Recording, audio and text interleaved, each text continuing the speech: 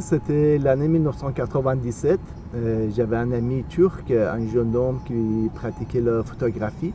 Il m'a invité une fois pour une fête dans leur communauté. C'était en fait une célébration pour le Nouvel An.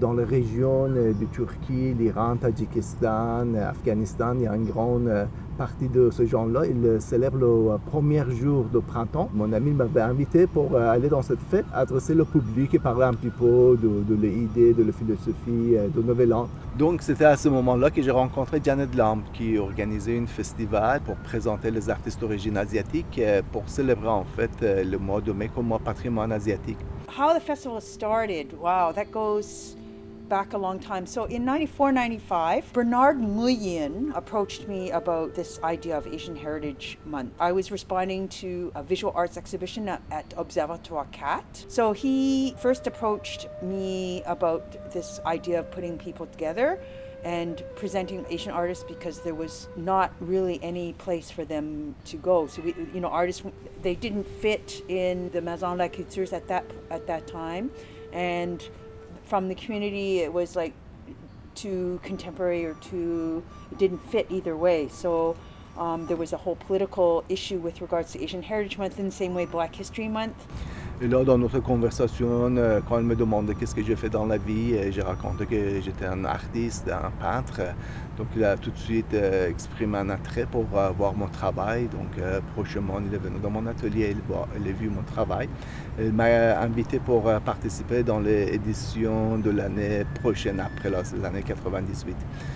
Donc, c'était une exposition collective avec d'autres artistes d'origine asiatique. Et là aussi, comme c'est toujours une tradition chez Festival Accès Asie, il m'a demandé si je pouvais devenir bénévole et donner un coup de main en même temps.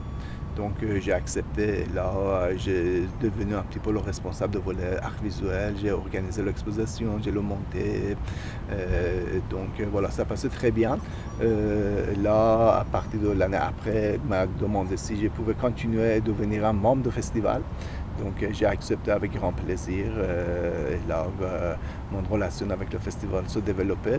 Et là, après quelques années, je crois que c'était l'année 2000, le festival en a eu une subvention de la part du Conseil des arts du Canada pour fonctionnement aussi en même temps et programmation. Et donc, Janet et d'autres membres du conseil d'administration du festival sont m'approchés pour me demander si je voudrais prendre le poste de direction générale du festival et travailler. Donc voilà, c'est comme ça que ça a commencé, mon relation avec le Festival Accès Asie. We started to meet ad hoc every 2-3 weeks at different houses, different cafes, and it started to grow more and more and more from 2 or 3 people to at one point we were 20-30 people. It was really very heartwarming because it was the first time a Filipino photographer was sitting beside somebody, an Indian dancer who was sitting beside a Chinese musician who was sitting beside a Japanese drummer. Then we started to talk about rice and all the common things, and this is the first time ever all these people from different Asian cultures sat down in the same room and had all around art, all commonly with regards to artistic expression, but at the same time about the challenges of not really having a voice and a platform to be out there. And that's really the beginning of Asian Heritage Month.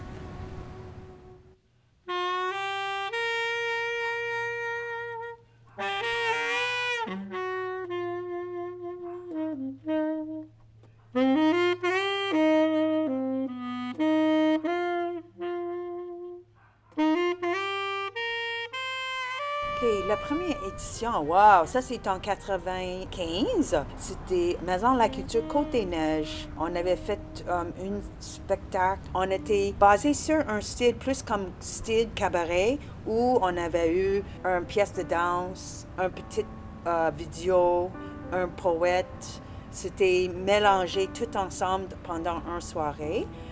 Pendant ça, c'était Bernard Dancard qui était en charge.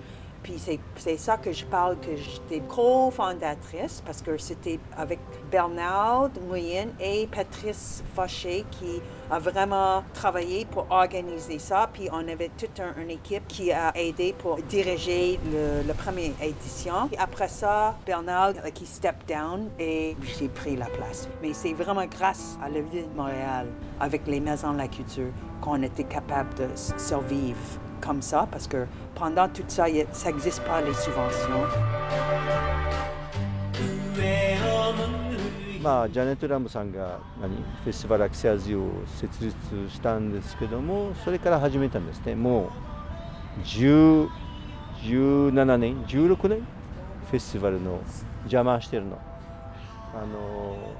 なぜ私フェスティバルに参加したかったっていうのは、やはりもちろん第一の理由は、最初の理由はワインですね。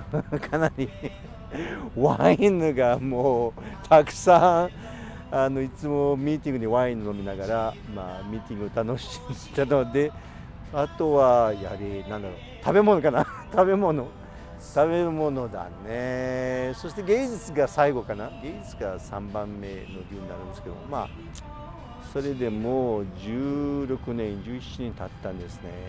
もうあっという間に。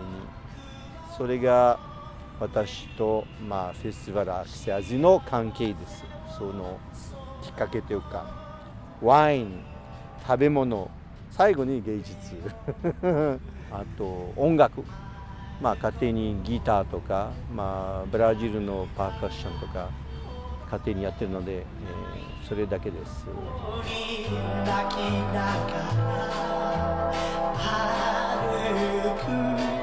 J'ai commencé à collaborer avec le festival en 2008 en tant que photographe. J'ai commencé à documenter, photographier leurs événements au jardin botanique et ensuite leurs événements partout à Montréal, quartier de spectacle, etc. En 2009, le festival m'a accueilli pour faire une exposition solo à Maison de la Couture Plateau Montréal. C'était une série de photographies sur les Tibétains exilés en Inde. I first came into contact with Festival Accès Asie in the May of 1999. My father, Gopo Singh, had been invited to present poetry reading. I accompanied him to this event, and that's where I met the festival team. It made quite an impression. I've been involved in lots of different events with the festival. So my story with Festival Accès Asie begins with the piano here. Without this piano, there will be no me and Festival Accès Asie. Because, many years ago, maybe in 2002 or 2003, I moved out of my parents, and because I moved to an apartment with lots of neighbors, so I couldn't bring the piano with me, and it was just sitting at my parents' house. And during that time, my accountant was looking for a piano for his goddaughters, because they were just starting to take piano lessons. So I told him, well, why don't you use my piano, because nobody is playing it. And so at some point I got to meet the family, talk to Bill, the father of the two girls, and he was like, well, you're Chinese, right? And he said, do you know Janet Lam? And of course I didn't know Janet Lam, and he was like, well, Festival Accès Asie, you should know, you should check out their events. So that's how it started, but I didn't get to meet them because I was just going away for a year. And when I finally came back, I went to the events and I met Janet, and she was very happy to meet me.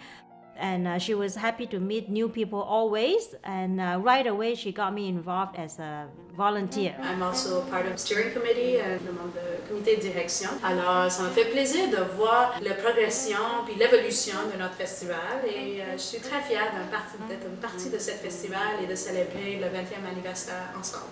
So I'm now the curator of the visual arts program. I'm currently curating the 3 exhibitions for 2015, and we're also working on securing a venue for the exhibitions in 2016. In 2007, they presented my short film Consultants, and then they got me more involved. You know, they introduced me to more people and hired me to maintain their website. They asked me to document their shows. They asked me to produce the promotional video for the events in May. But it wasn't until maybe in 2008 or 9 that they asked me to be a member of the steering committee. And it's really then that I felt my relationship had deepened with the festival.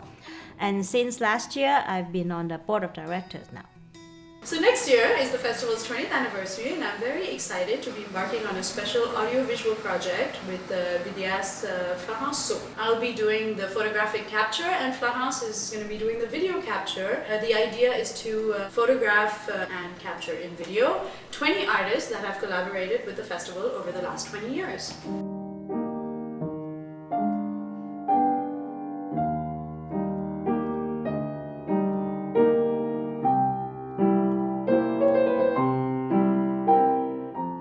I would encourage everybody who don't know about the festival to really check it out. They have great shows, and it's a really great community. You'll find a lot of support, and you'll meet great people. It's a good place to network and share ideas. And personally, to me, the festival is like my family now.